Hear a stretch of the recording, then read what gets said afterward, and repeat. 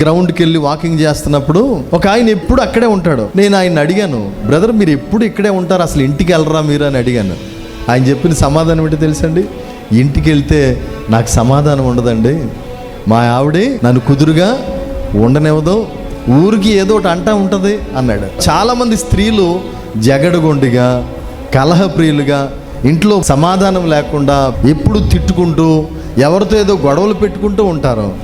అదే పరిస్థితి సారాయి పరిస్థితి, కలహప్రియ అని. దేవుడు ఆమెను ఎలా మార్చాడు? అనేక జనములకు తల్లిగా మార్చేశాడు. అమ్మ, ఈ రోజున నీవు కూడా సమాధానం లేకుండా చేసే తల్లిగా ఉన్నావేమో. దేవుడు నీ ద్వారా అనేక మందిని మార్చుకోవాలని, కుటుంబాలు కదిలించుకోవాలని, నీ ఇరుగు పొరుగు వారిని రక్షించుకోవాలని, నీ ఇంట్లో ఇంకా ఎవరైనా నీ అన్నదమ్ములు కానీ అక్క చెల్లెళ్ళు కానీ మారకపోతే వారికి దేవుని ప్రేమను చూపించి జ్ఞానం కలిగిన తల్లిగా కుటుంబాన్ని కట్టుకోవాలని దేవుడు ఆశపడుతున్నాడండి నీ ద్వారా.